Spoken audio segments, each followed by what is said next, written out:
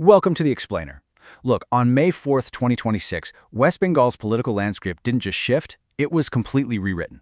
We're talking about one of the absolute most monumental political earthquakes in modern Indian history. Today, we're breaking down exactly what happened, and more importantly, what actually changes for the 10 crore people of Bengal. No hype, no political spin, just the verified facts from both sides. Let's jump right in with a single, absolutely stunning number, 15,105. Seriously, keep that number in your head, because it's basically the linchpin of this entire story. That is the exact margin by which Mamata Banerjee lost her very own seat in Bhavanipur. And what's wild is who she lost it to. Suvendu Adhikari. The man who was once her own trusted transport minister is now stepping up as the state's chief minister. Just like that, a 15-year era of Mamata Banerjee at the helm is over. Finished. And it all ended right there in that specific constituency.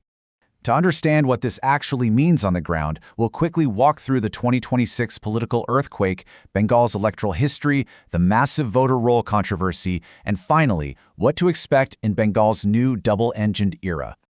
So, starting with the 2026 political earthquake. The sheer scale of this is hard to overstate. Out of 294 seats, the BJP captured 207. 207! To put that into perspective, the Trinamool Congress, which held a massive 213 seats back in 2021, completely collapsed to around 80 seats.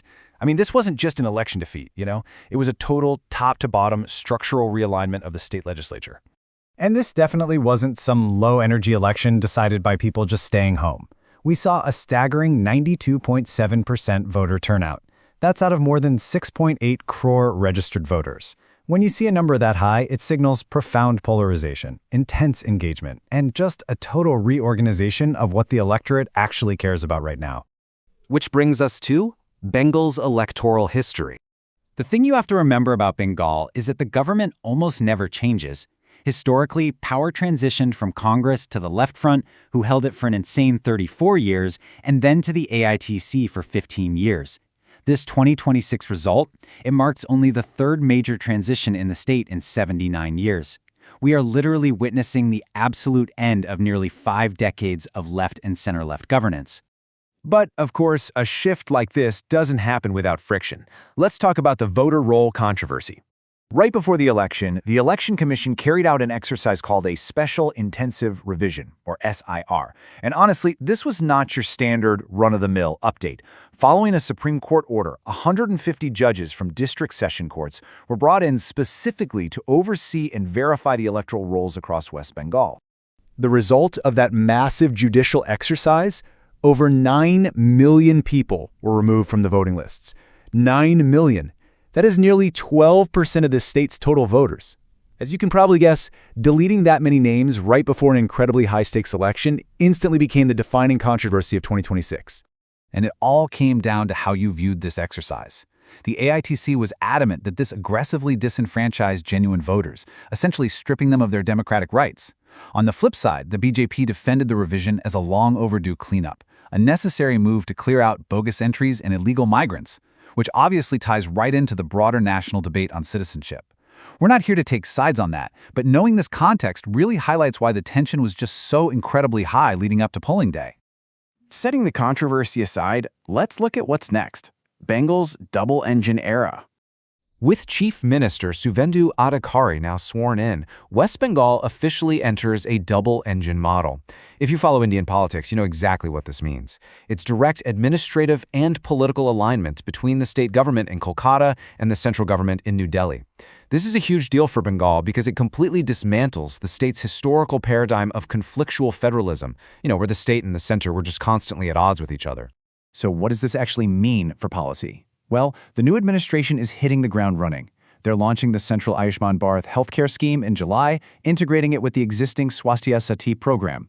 There's a new 3,000 rupee monthly assistance pledge for women. They're proposing a brand new AIMS and IIT for North Bengal. And, perhaps most notably, they've initiated a major crackdown on the School Service Commission and coal recruitment scams that hung over the previous administration.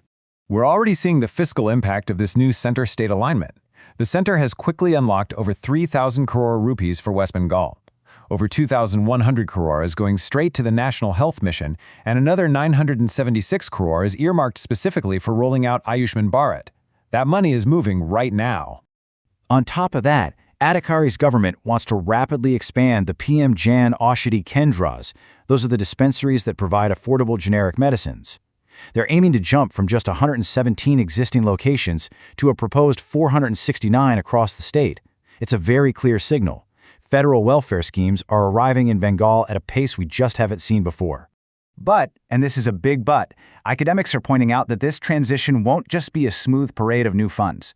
Stepping into power means inheriting some incredibly deep structural economic demands. You can't just erase decades of economic struggles overnight.